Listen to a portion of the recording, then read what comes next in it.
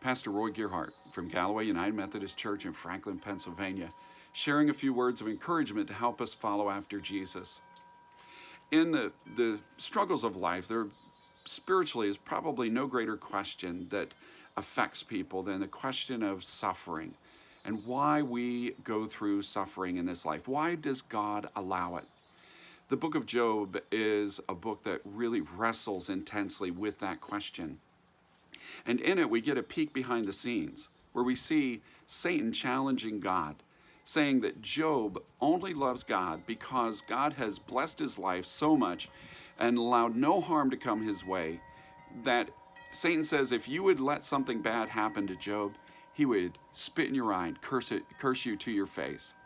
When God gave Satan room to operate in Job's life, and he does great harm to Job, both causing him great losses, grief, and even making him suffer physically in illness. Now, this raises a lot of questions for us.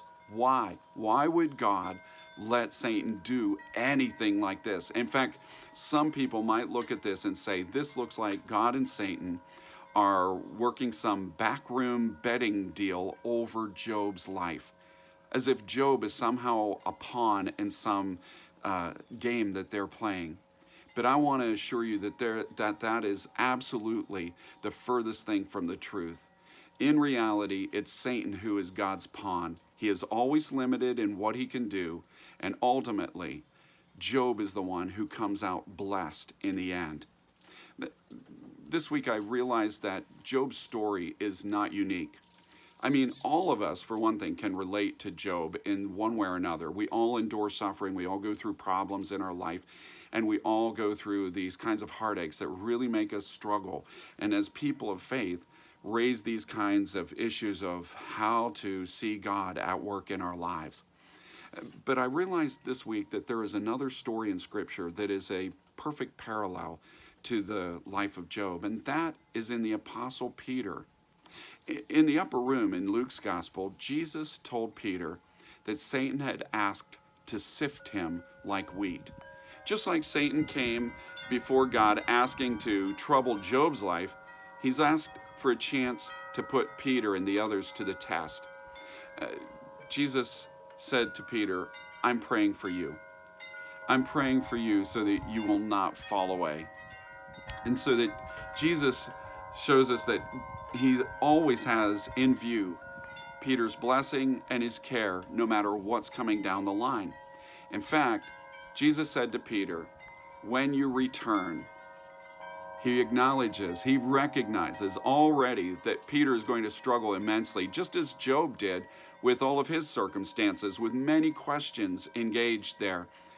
And Peter ultimately will fall away, 3 times denying that he even knows who Jesus is. Nonetheless, Jesus has completely in view Peter's blessing. And he said, Peter, I'm praying for you so you won't fall away, but when you return, strengthen your brothers. So that he sees already the strengths and the blessings, the empowerment that's going to come in Peter's life as a result of this testing. So that it's not Satan who is the winner. He's not the one who is even in charge in all of this. Whatever Satan is given leave to do in challenging Peter's life, all of it, Jesus declares, is for Peter's strengthening, and when he returns, he will be in an even better position to strengthen his brothers.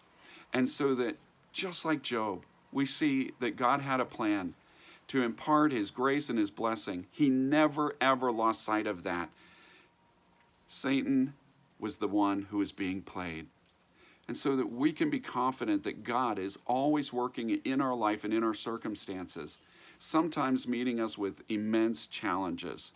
And before you think that that's too much to ask and too much for God to do, let me remind you that there are many things in our life that we will allow ourselves to go through great suffering in order to achieve. Athletic pursuits that we'll hit the gym, go through workouts that leave us not only sweating, but aching in pain in order to achieve better health, better strength, and athletic status. or people that will spend years at great expense and great adversity in order to gain an education. People who have sacrificed, worked long hours in order to launch a new business. And people will even allow someone to cut them open and rearrange the parts, surgically helping them to be restored and strengthened in their health. You see, suffering is often that instrument that brings to us a greater strength, a greater blessing, and in the hands of God, He will always bring about His grace and His blessing in our lives, even through the path of suffering. May God bless you, and as you share this good news, may God make you a blessing wherever He takes you.